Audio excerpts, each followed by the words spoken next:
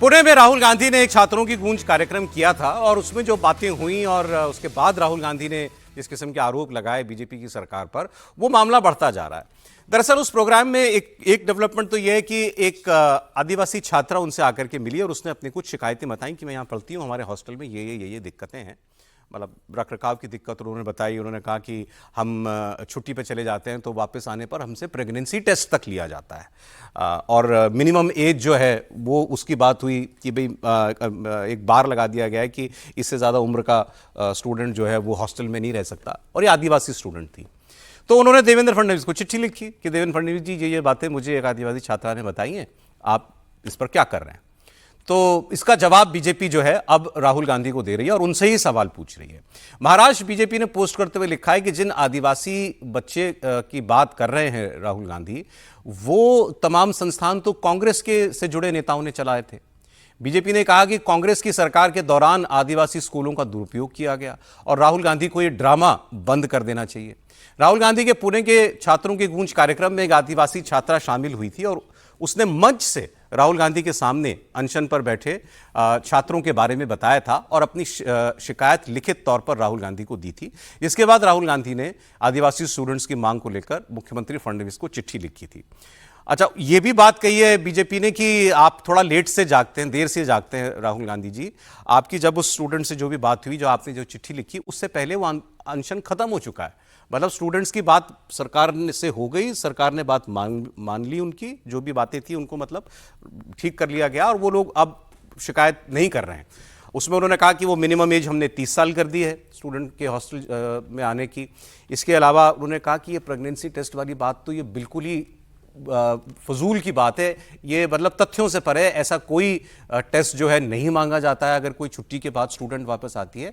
उन्होंने कहा कि अगर कोई लंबी छुट्टी के बाद स्टूडेंट ज्वाइन करता है दोबारा हॉस्टल, तो उसका एक मेडिकल सर्टिफिकेट ज़रूर हम लोग लेते हैं कि वो उससे कोई बीमारी वगैरह तो नहीं है, घर से दूर स्टूडेंट आकर के रह रहा है इसीलिए। लेकिन उसका प्रेगनेंसी टेस्ट की रिपोर्ट मांगी जाती है, ये बात बिल्कुल गलत है।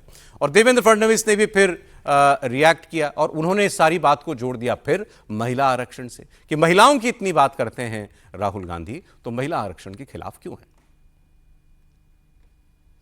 आपके नेता पुणे में आकर कुछ भी कहे, आप सभी महिला आरक्षण विरोधी है। आप 2029 में महिलाओं को आरक्षण नहीं देना चाहते, लेकिन मुझे विश्वास है मेरे नेता नरेंद्र मोदी जी चाहे कुछ भी हो जाए 2029 में महिलाओं को आरक्षण देकर रहेंगे। समीर जी, पुणे के कार्यक्रम की विवाद खत्म नहीं हो रहे, कार्यक्रम खत्म हो गया। देखिए, अब राहुल गांधी को लगा कि इनका जो कार्यक्रम हुआ था बहुत सक्सेसफुल हुआ उस तरीके से, और जो शिकायतें मिली है तो उन्हें लगा कि भैया मुझे रोल मॉडल माना जा रहा है युवाओं का, मैं युवाओं के लिए गूंज कार्यक्रम शुरू किया और पुणे में उनको उम्मीद से ज़्यादा सफलता उनकी नज़र में, कांग्रेस की नज़र में थी उस कार्यक्रम को लेकर। तो राहुल गांधी ने तत्काल जो शिकायतें दर्ज हुई वो उस पर चिट्ठी लिख दी उन्होंने। लेकिन अब वही जो राज्य सरकार ने जवाब दिया है कि भैया आप पहले पता तो कर लेते कि वो छात्रावास जो स्कूल वो कौन चला रहा है, वो कांग्रेस के समय चला रहे हैं। और आपको आधिकारिक रूप से बता दूं कि कांग्रेस के 70% जो लीडर्स हैं महाराष्ट्र के, वो सब किसी ना किसी एजुकेशन इंस्टीट्यूट के साथ जुड़े हुए हैं।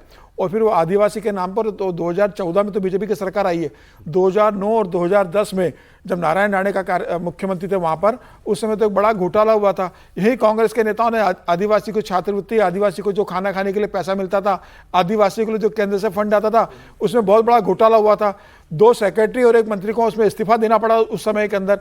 तो कांग्रेस के समय आदिवासियों के साथ क्या हुआ है, ये राहुल गांधी को पहले देखना चाहिए कि उनकी सरकारों के समय क्या हुआ है। लेकिन ठीक है, राहुल गांधी ने चिट्ठी लिखी इस मामले को लेकर, राज्य सरकार ने बता दिया कि जो उम्र थी वो हमने बढ़ा दी है, खाने की क्वालिटी की शिकायत है। और ये जो राहुल गांधी करे प्रेगनेंट टेस्ट का, ये एक्चुअली मामला था 8-9 महीने पहले का मामला था।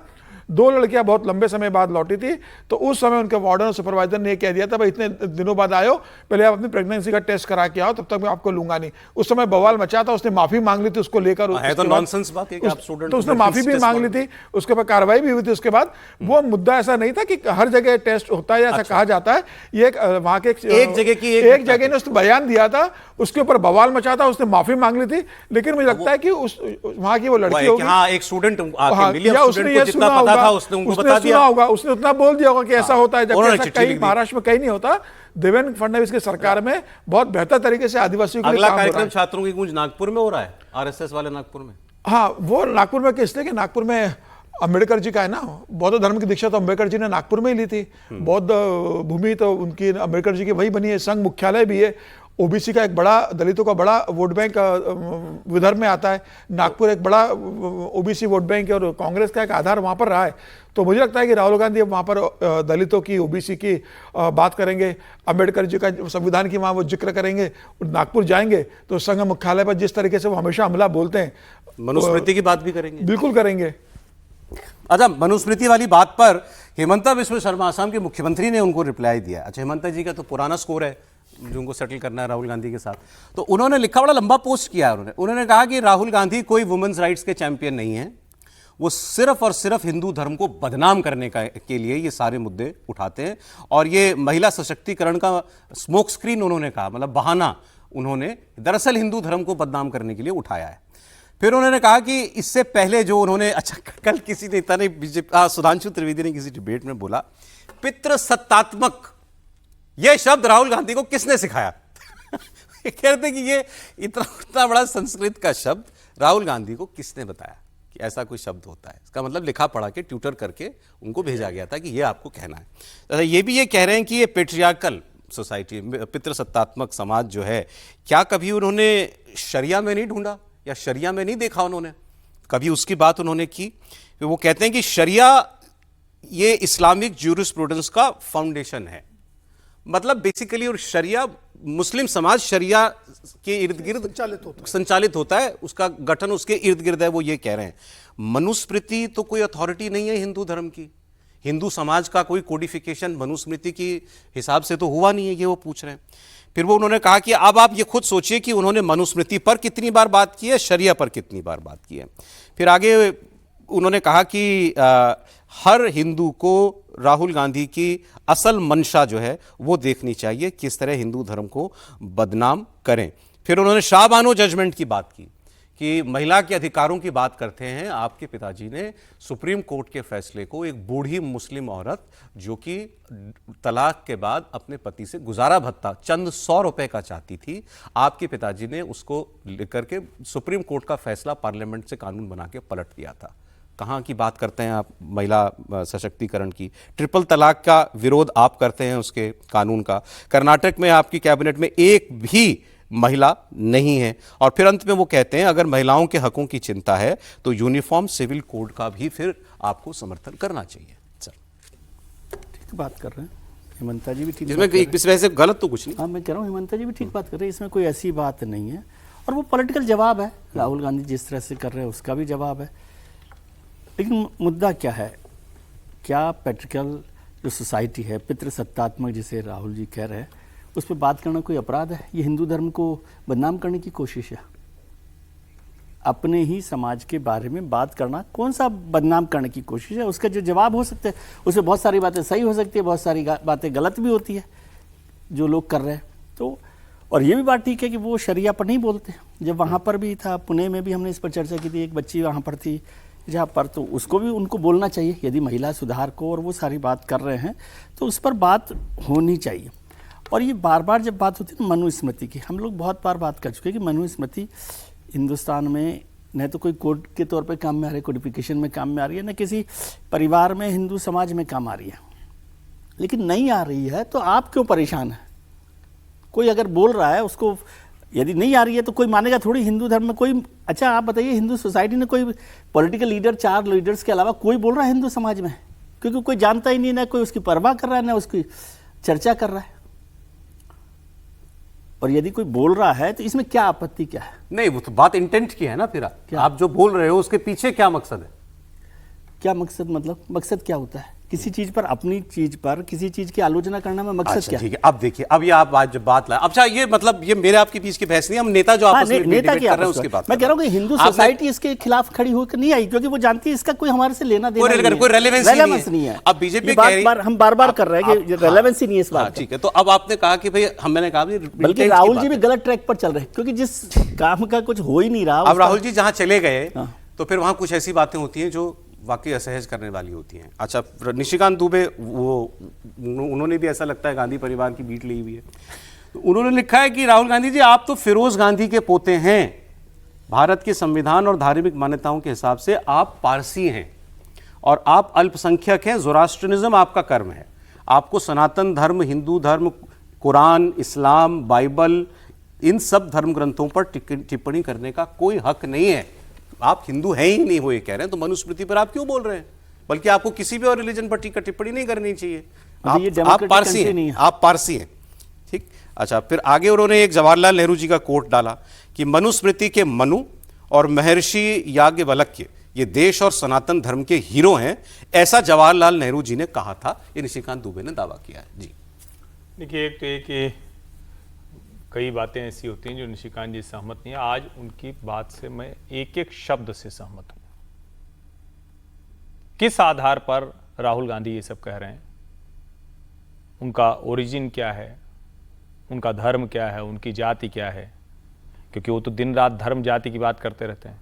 और अगर वो महिला पुरुष की बात करते, सिर्फ महिलाओं की बात करते, तो क्या उनको स्कार्फ वाली जो पढ़ा लिखा कर जो लड़की लाई गई होगी पुणे में, जिसको स्कार्फ निकलना जरूरी होता है, मैं तो किसी को सचमुच किसी मीडिया को करना चाहिए कि पुणे में कितनी लड़कियां बिना स्कार्फ के या दुपट्टे के या मुंह बांधे बिना घर से नहीं निकलती, करना चाहिए। लेकिन जो हिजाब में लड़की खड़ी थी उसकी तरफ भी तो थोड़ा सा देख लेते और कहते वहीं कि फेंक दो हिजाब यहां से। हिम्मत है क्या? पूरी तरह से राहुल गांधी हिंदू विरोधी हैं। और मैं तो मतलब आमतौर पर ये कहना ठीक नहीं लगता, लेकिन आज तो विजय जी मासूमियत दिखा रहे हैं। कह रहे हैं कि मकसद का इसमें क्या है? सारी बात आप ही कह रहे हैं, आप ही कहीं बात देखिए तो मकसद समझ में आ जाएगा। नहीं, मकसद आप बोल लीजिए फिर। राहुल गांधी का मकसद हिंदू समाज को अपमानित करना है। राहुल गांधी का मकसद हिंदू पुरुष के विरुद्ध हिंदू स्त्री को खड़ा करना है। राहुल गांधी को लगता है कि अगर हिंदू एक पॉलिटिकल नैरेटिव बन जाएगा तो हमें मुश्किल कर रहा है, हम इतने वर्षों से उसका कोई मुकाबला नहीं कर पा रहे, तो ये एक तरीका लेकर आते हैं। वरना क्या वजह हो सकती थी? आप वहां छात्रों गूंज में बिल्कुल कहते हैं महिलाओं की स्थिति है, ये है, चलो अपनी सरकार का ना आंकड़ा बताते, क्योंकि दूसरी कर्नाटक और हिमाचल या जहां जहां कांग्रेस, तेलंगाना, वहां तो कोई महिलाओं के विरुद्ध अपराध होते नहीं, चलो भाजपा की सरकारों के खिलाफ करते, आपका वही काम है। लेकिन आपको जरा सा भी नहीं दिखा कि मुस्लिमों की क्या स्थिति है। और मैं बार बार कहता हूं कि हम लोगों की ये बड़ी अजीब स्थिति हो गई कि हमको मुस्लिमों की बात करनी पड़ रही। हम हिंदू मुसलमान नहीं करना चाहते, लेकिन राहुल गांधी का इंटेंट है, मकसद जो पूछ रहे थे ना विजय जी, राहुल गांधी का मकसद है हिंदू मुसलमान देश में हो। वो परेशान है कि हिंदू मुसलमान नहीं हो रहा। लेकिन वो तो कह रहे हैं पारसी हैं तो बोल ही नहीं सकते किसी और धर्म पर। ये बात तो इसमें क्या लॉजिक? नहीं, क्यों नहीं कहेंगे? बताइए, जब आप हिंदू धर्म पर बार बार टिप्पणी कर रहे हैं तो किस अधिकार से कर रहे हैं? हर आदमी हर चीज पे बोल सकता है। अरे आप डेमोक्रेटिक कंट्री है या हिंदू राष्ट्र है? आप स्त्री होने के नाते उनकी चिंता कर रहे हैं या हिंदू होने के नाते? पहले ये बताइए। अभी हिंदू होने के नाते भी करें तो उसमें क्या अभी इंटेंट पे मत जाइए। उनको टिप्पणी करने का हक तो है। नहीं है भाई, क्यों हक? बात है, क्या बात, क्यों हक है बताइए? अगर आप सुबह से रात तक हिंदू धर्म, हिंदुत्व को आप ISIS और बोको हराम से तुलना कर देते हैं, आपको हिंदू सिर्फ और सिर्फ तब याद आता है जब उसको अपमानित करना है, उसके खिलाफ टिप्पणियां करनी है। आप नेता प्रतिपक्ष हैं, देश के सारे लोगों के जो चिंता होनी चाहिए वो आपकी बात में आनी चाहिए, लेकिन आपको क्या आता है? आपको हिंदू को अपमानित होने का मौका खोजना है। अच्छा चले ठीक है, आप कह रहे हैं उनको बोलना ही नहीं चाहिए। मैं आज ये कह रहा हूं कि उनको बोलना नहीं चाहिए, ठीक है, क्योंकि उनकी नीयत साफ साफ दिख। सर मैं आ रहा हूं, आपको जवाब वरना तो नेता प्रतिपक्ष मैं तो इस पर तो मैं समझता हूं कि बोलना ही चाहिए कि उनके पास अधिकार है कि नहीं है। मान लीजिए निशिकांत जी की बात को मान लें कि वो पारसी हैं या हिंदू हैं या मुसलमान हैं, मुझे नहीं पता क्योंकि मैं इस पर नहीं जाता हूं। क्या उनको हिंदुस्तान में किसी धर्म पर बोलने का अधिकार है कि नहीं है? फिर निशिकांत जी रोज हदीस और शरिया सुनाते रहते हैं, पढ़ते रहते हैं, वक्त पर बोलते हैं, मस्जिदों पर बोलते हैं, उनको अधिकार है कि नहीं है? मैं तो उनको अधिकार की भी वो करता हूँ। ये देश की बात है या धर्म को इस तरह से आप करेंगे कि नहीं हिंदू धर्म पर बोलने का अधिकार नहीं है, फिर मुसलमानों को बोलने का अधिकार नहीं है, फिर मुसलमान हिंदू पर ना बोले, हिंदू मुसलमान पर ना बोले। ये देश की बात हो रही है, मैं उस पर जा रहा हूं। जो बोल रहे हैं उसकी तो अलग बहस हो सकती है। आप देखें बात तो ऐसे ही बढ़ती है ना। अब उन्होंने चूंकि मनुस्मृति को बनाया, आपके साथ तो हम सहमत ही हैं कि सबको सब पर बोलना चाहिए, लेकिन राहुल गांधी जो बोल रहे हैं उसका मकसद भी तो दिखना चाहिए ना। मनुस्मृति केवल मनुस्मृति केवल धर्म पर कितने लोग 500 साल में कितने बड़े बड़े लोग बोले हैं, क्या वो हिंदू धर्म के विरोधी हैं? सर वो भी सहमत है। आप बोलने से किसको रोक रहे हैं? बात इंटेंट पर मकसद। सर ये जो हमारे यहाँ इसे मनुस्मृति से अगड़ा पिछड़ा करने का भी मौका मिलता है ना लोगों को, तो उसकी बात भी कर लेते हैं। अब ये रिजर्वेशन को लेकर के अभी जो ये हमारे यहाँ विवाद शुरू हुआ, अच्छा आपने सोचा कि कहां से आया रिजर्वेशन का विवाद? अभी दिल्ली में रिजर्वेशन हटाने को लेकर भी एक आंदोलन खड़ा किया गया। कहाँ से शुरू हो गया ये सब? कोई बात रिजर्वेशन को लेकर कही गई थी? कहीं किसी नेता ने कहा हो कि रिजर्वेशन को रीथिंक करेंगे या कुछ करेंगे? किसी ने नहीं कहा। फिर क्यों? बल्कि वो राजनाथ जी का जरूर बयान चल रहा है कि किसी की क्या माई के लाल में हिम्मत नहीं है जो आरक्षण को हाथ लगा के दिखा दे। फिर ये विवाद शुरू कहाँ से हुआ? ये विवाद शुरू हुआ जंतर मंतर पर जिस तरीके की पॉलिटिकल फोर्सेस आई थी उनके जरिए, क्योंकि वहां इस किस्म के नारे लग रहे थे, आरक्षण के नारे लग रहे थे, वहां भी मनुस्मृति की बात याद दिलाई जा रही थी। अब इसमें एक सरप्राइज एलिमेंट की एंट्री हुई, वो है योग गुरु स्वामी रामदेव। स्वामी रामदेव ने अलग अलग जातियों में बढ़ रही नफरत पर बड़ा बयान दिया। भी आपने देखा होगा कि वो एक व्यक्ति हैं जिन्होंने दिल्ली में एंटी रिजर्वेशन को लीड किया था मूवमेंट को, उन्होंने कुछ टिप्पणियां की, उनके खिलाफ भी केस हो गया है। तो स्वामी रामदेव ये कह रहे हैं अगर पिछड़े को एससी समाज के व्यक्ति को बुरा भला कहना या गाली देना अपराध है तो ब्राह्मण को गाली देना भी अपराध है, क्षत्रिय को वैश्य को गाली देना भी अपराध है। दोनों बातों को बराबर अहमियत देनी चाहिए। और अन्याय तो एक ब्राह्मण के साथ हो रहा है। आज एससी एसटी का कोई अपमान करे तो सब लोकतंत्र की संविधान की दुहाई देने लगते हैं कि ये तो संविधान के खिलाफ है। एससी एसटी का अपमान यदि संविधान के खिलाफ है तो ब्राह्मण का अपमान भी संविधान के खिलाफ है। कुछ लोग ब्राह्मणों को गाली देने में लगे कि देश में तो लोकतंत्र चल ही नहीं रहा, ब्राह्मण तंत्र चल रहा, बढ़िया तंत्र चल रहा है। ऐसी बातें बोलना भी ये संविधान और देश के लोकतंत्र के खिलाफ है और ऐसा नहीं होना चाहिए। न तो एससी एसटी को गाली दो, न क्षत्रिय को, न वैश्य को, न शूद्र को, न ब्राह्मण को और न सन्यासी को। सन्यासी को गाली देना आजकल एक नया फैशन हो गया और आपस में समाज में ऐसे भेद की दीवारें खड़ी कर दी है, एक दूसरे के साथ लड़ाना चाहते हैं। ऐसा नहीं होने देंगे। अरे साधु की जाति नहीं होती हमारे यहाँ, लेकिन वैसे बता दें कि ये इनका जो सरनेम है वो यादव है, स्वामी रामदेव जी का। मतलब जब लगाते होंगे तब लगाते होंगे, यादव कुल में पैदा हुए हैं। और अब चूंकि ऋषि हो गए तो ऋषि तो ब्राह्मण हो जाता है। तो अभी बता रहे थे त्रिपाठी जी। खैर, उनकी पीड़ा यह है कि भाई किसी को भी गाली देना, किसी की भी जाति बता के गाली देना अपराध होना चाहिए। ब्राह्मण के लिए भी होना चाहिए, वो एससी के लिए भी होना चाहिए। सर सौरभ जी, एक टिप्पणी तो मैं जो राहुल गांधी और इनका निशिकांत दुबे का जो विवाद है उसके बारे में सिर्फ इतना कहना चाहता हूं कि अभिव्यक्ति की आज़ादी भारत का संविधान देता है। किसी भी व्यक्ति को, किसी भी नागरिक को किसी भी मुद्दे पर संयमित भाषा में, शालीन भाषा में अपनी बात कहने का अधिकार है। उसको किसी से अनुमति लेने की जरूरत नहीं है जी। दूसरी बात आरक्षण की आपने कही। सभ्य समाज में किसी भी जाति का, किसी भी धर्म का या उसके व्यक्ति के लिए अपमानजनक भाषा का इस्तेमाल स्वीकार्य नहीं हो सकता। जहां तक एससी एसटी का है उसके मामले में कानून बना हुआ है, अन्य जातियों के मामले में वैसा कानून नहीं है। तीसरी बात, ये आरक्षण का विवाद अचानक नहीं आ गया जी। एक तो जो जंतर मंतर पर हुआ उसमें जो नारे लगे, और फिर थोड़ा 2024 में भी देख लीजिए कि उसके बैकड्रॉप में क्या है पॉलिटिकल। वो 2024 से है वो नारा आरक्षण का, संविधान का, वो कहीं ना कहीं एक अच्छा, जो वो लोकसभा चुनाव में कि आरक्षण हटाने के लिए बीजेपी 400 पार का नारा दी वो। अच्छा, हाँ। तीसरा, एक बात आपने ध्यान दी हो कि जो लोग जंतर मंतर पर आरक्षण में सुधार के नाम पर जुटे, विरोध के नाम पर नहीं, सुधार के नाम पर, उनके जो अगुवा थे उन्होंने उत्तर प्रदेश के उप मुख्यमंत्री ब्रजेश पाठक के साथ जॉइंट प्रेस कॉन्फ्रेंस की। जी बिल्कुल, ऐसी खबर मैंने देखी है। हाँ, मिले वो जाके। नहीं, जॉइंट प्रेस कॉन्फ्रेंस। हाँ, मिलना अलग चीज है। मैं अपनी मांगों को लेकर मैं आंदोलन कर रहा हूं, आपसे मिलूं, आप सत्ता में, समझ में आता है। जॉइंट प्रेस कॉन्फ्रेंस, कहीं ना कहीं जॉइंट कंसर्न या जॉइंट, कहीं ना कहीं कुछ जॉइंट है। तीसरी बात, सरप्राइज एलिमेंट राजनीति में बहुत ज्यादा कुछ होता नहीं है, हमको कई बार लगता है। सारी चीजें पर्दे के पीछे, जैसा मैं बार बार कहता रहा हूं, ये अगले चुनाव के लिए अपने अपने मुद्दों को धार देने की कोशिश है। राहुल गांधी चाहे मनुस्मृति के बहाने बात करें, चाहे जाति जनगणना के बहाने बात करें, चाहे आरक्षण के मुद्दे के बहाने बात करें, चाहे संविधान के, वो अपना पॉलिटिकल नैरेटिव जो उनको पिछले चुनाव में था उसको और आगे आगे ले जाने की कोशिश है। और बीजेपी जो काउंटर कर रही है, जो अटैक कर रहे हैं, हमको लग रहा है क्यों बीजेपी क्यों विचलित हो रही है। बीजेपी इसलिए विचलित हो रही है कि अगर राहुल गांधी का या अपोजिशन का जो एजेंडा है जातीय अस्मिता की पहचान का या आरक्षण के बहाने उसको उभारने का, तो उससे कहीं ना कहीं बीजेपी की पूरी कोशिश जो हिंदुत्व को एक करने की रही है 2014 के बाद वो पीछे हो जाएगी। खंडित होती है। अरे एक चिंता और है सर बीजेपी की, वो है कि सवर्ण वोटर नाराज ना हो जाए। अब ये जो एजिटेशन दिल्ली में अभी हुआ रिजर्वेशन के सुधार के नाम पर आपने जो कहा, वो भी सीधे सीधे सवर्ण लोग ही उसमें जुड़े हुए हैं। अब इसमें बीजेपी के एक राष्ट्रीय प्रवक्ता हैं अजय आलोक जी, उनका मैं स्टेटमेंट आपको सुनाता हूं। अरे मैं तय ये नहीं कर पा रहा हूं कि ये जो है इनका समर्थन कर रहे हैं या अपनी सरकार की चिंता दूर कर रहे हैं। उन्होंने कहा कि सबसे पहले उन्होंने कहा कि भाई ये मेरी निजी राय है, उनका कहना है मेरी निजी राय, पार्टी का इससे लेना देना नहीं।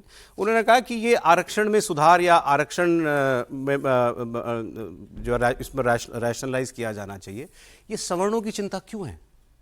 आप क्यों इसके बारे में बोल रहे हो?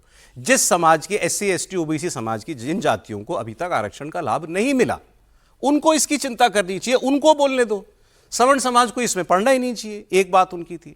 फिर उन्होंने कहा आपने वो जो OBC की नियमावली बन गई थी उसको लेकर के सवर्ण समाज में बड़ी चिंता है। तो उन्होंने कहा इसके लिए मोदी जी को दोष मत देना, इतनी बड़ी भारत सरकार है, मंत्री के नीचे सेक्रेटरी, सेक्रेटरी के नीचे जॉइंट सेक्रेटरी, उसके नीचे अंडर सेक्रेटरी, पता नहीं किस अफसर ने लिख दी होगी एक लाइन। इसके लिए मोदी जी को क्यों दोष देना आप? और मोदी जी किसी के साथ अन्याय नहीं होने देंगे। दोनों बातें सुनिए। दलितों का आरक्षण या OBC का आरक्षण या EBC का आरक्षण क्यों समीक्षा होनी चाहिए? और सवर्ण समाज को किसने ये अधिकार दिया? मैं खुद सवर्ण हूँ कि पिछड़ों अति पिछड़ों और दलितों में आरक्षण जो है अभी भी 2598 जातियों को नहीं मिला है आज तक एक भी लाभ। तो ये इसकी चिंता वो 2598 जातियाँ करेंगी कि सवर्ण समाज करेगा? आपको 10% जो इकोनॉमिक वीकर सेक्शन का आरक्षण मिला, मोदी जी ने मिला इसलिए क्योंकि मोदी जी सर्व समाज की चिंता करते हैं। आरक्षण कोई आर्थिक आधार पे नहीं मिला था, सामाजिक आधार के लिए दिया गया था, सामाजिक गैर बराबरी के लिए दिया गया था। वो है अभी भी, ये हम भी मानेंगे, आप भी मानेंगे। ये जब तक खत्म नहीं होगा, जब तक उन 2598 जातियों को आरक्षण का लाभ नहीं मिलेगा। बताइए। हाँ देखिए, यहाँ भी बहस शुरू हो गई पीछे से। हाँ सर, आप बताइए अजय आलोक जी की बात पे। उन्होंने कहा कि OBC नियमावली पे भी हमने कोर्ट में कहा है कि हम पुनर्विचार कर रहे हैं, तो चिंता मत करो। देखिए, मुझे लगता है बहुत संवेदनशील मामला था और अजय आलोक उसके उचित प्रतिनिधि नहीं है बात करने के। वो पार्टी के प्रवक्ता जरूर है, इस मामले में उन्होंने सोच समझकर बयान देना चाहिए था। उन्होंने जो बयान दिया है वो पार्टी को डैमेज करने वाला है, पार्टी को नुकसान पहुंचाने वाला है। जिस तरीके से UGC पर उन्होंने कहा कि भाई मंत्री होते, अधिकारी होते, नीचे होते, किसी ने जोड़ दिया होगा, उस पर बवाल इतना बड़ा पूरे हिंदुस्तान के अंदर मचा। क्या पार्टी के नॉलेज में नहीं आया? पार्टी के बड़े बड़े नेताओं के नॉलेज में, क्या सरकार के नॉलेज में नहीं है? सरकार खुद सुप्रीम कोर्ट में उसका जवाब देने गई। सरकार ने खुद ने कहा कि उसके ऊपर हम विचार कर रहे हैं, पुनर्विचार कर रहे हैं। सरकार को उसको तुरंत वापस ले देना चाहिए था, OBC को लेकर के हमसे भूल हुए, हम इसको वापस देंगे। लेकिन चूंकि सरकार खुद होकर SC ST के साथ सरकार ने एक 2 कदम आगे बढ़ते हुए OBC का जोड़ दिया कि हम आपके बहुत बड़े हितैषी हैं। कर तो सरकार का बचाव ही रहे ना। अब आरक्षण के नाम पर सरकार गिरी हुई है, सवर्णों के वोट का सवाल है। नहीं, ये आप कहने वाले कौन होते हो कि भाई सवर्ण दूसरे लोगों का जो रिजर्वेशन मिल रहा है, नहीं मिल रहा है, उनका पक्ष रखना सवर्ण क्यों आ रहे हैं? वो खुद OBC है, दूसरी जातियां हैं, क्यों सवर्ण उनका पक्ष नहीं रख सकते कि भाई इसके अंदर जिन लोगों को नहीं मिला उनको दिया जाए? ये अजय आलोक कहने वाले कौन होते हैं इस मामले को लेकर? बहुत शॉर्ट में सर, ब्रेक लेना पड़ेगा। नहीं, अजय आलोक भाजपा में ही है, राष्ट्रीय प्रवक्ता है। अच्छा, मैं इसलिए पूछ रहा था कि इस समय इस चीज को मतलब आप बढ़ाना चाह रहे हैं या रोकना चाह रहे हैं? सवर्ण जिसको आप कह रहे हैं, पहली बात तो मैं बार बार निवेदन करता हूं, फिर कह रहा हूं कि सवर्ण, अगड़ा, पिछड़ा इस देश से खत्म कराइए सब लोग मिलकर। नहीं करा पा रहे हैं तो भैया क्यों नहीं बोलेगा? आरक्षण से उसको नुकसान हो रहा है, उसी की वजह से उसी की मारामारी, तो बोलेगा कौन? पार्टी है भाई वो, सीधे सीधे। और अभी हमने जहां से शुरू किया था, स्वामी रामदेव जी साक्षात उदाहरण हैं। पहली बात तो मैं बिना किसी बहस के कहता हूं कि यादव और ब्राह्मण के सामाजिक स्तर में मुझे तो अपने बचपन से कोई फर्क नहीं दिखा, सिवाय इसके कि यादव जी भी पंडित जी को देख के कहते हैं पंडित जी प्रणाम। लेकिन स्वामी जी को स्वामी जी प्रणाम कौन कौन नहीं कहता है? जरा बताइए, कौन नहीं कहता? बताइए। स्वामी जी तो यादव है ना, लोग बताते हैं, हमको अभी चर्चा हुई तो ध्यान में आया। स्वामी जी को एक बार भी किसी के मन में प्रणाम करते हुए आता है कि वो यादव है या किसी जाति के हैं? असली संकट यहां है। ठीक था सिर्फ SC ST एक्ट को भी बाहर लाने के लिए, और उल्टा हो गया SC ST एक्ट का दुरुपयोग, आरक्षण का दुरुपयोग। राजनीति कहां ले जाना चाह रहे हैं, देश कहां ले जाना चाह रहे हैं, सोचिए। चलें सर, ब्रेक का समय हो गया सर। अजय जी ठीक बात कर रहे हैं। निशिकांत जी ने कहा पारसी नहीं बोला हिंदुओं के बारे में, अजय आलोक जी ने कहा कि सवर्ण के बारे में, आरक्षण के बारे में।